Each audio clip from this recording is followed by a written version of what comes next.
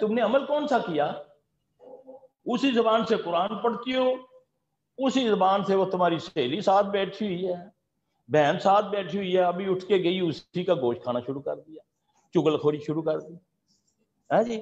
حرم میں بیٹھے تاں چگل خوری، لوگوں پر اشارہ کرنا لباس کا، حرم میں بیٹھی ہوئی دو بڑیاں اشارہ کر دی، دیکھ میں کہا بھائی اللہ کا واسطہ ہی اتنے تے بعد آئی اللہ دی بندی ان کی کہنی پئی ہیں، انہوں ایڈا چنگی لگتی، انہوں جا کے کہہ دوپٹہ صحیح لے لے، یہ کیا ہے؟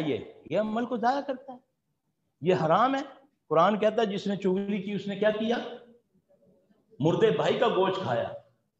مردہ گوشت نہیں کھایا، مردار تو ایک ہوتا ہے نا، انسان پہلے، انسان حرام ہے نا، مردار بھی حرام ہے، پھر بھائی، تین حرام کھا کے پھر دعا قبول ہوگی۔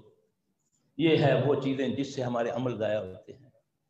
انبیاء علیہ السلام کوئی عمل کرتے ہیں تو خوف میں آتے ہیں کہ یا اللہ اس کو قبول کر لینا۔ ابراہیم علیہ السلام باپ بیٹا دونوں خانہ کعبہ کی تعمیر کر رہے ہیں اور فکر یہ ہے اور دعا مانگتے جا رہے ہیں، ربنا تقبل منا انک انت السمیع العلیم وتب علینا انک انت التواب الرحیم۔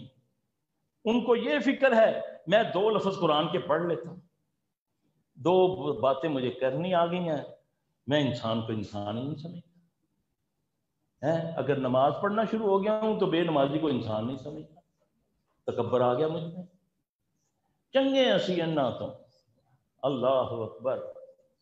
جو اپنے عمل پہ مطمئن ہو گیا وہ برباد ہو گیا۔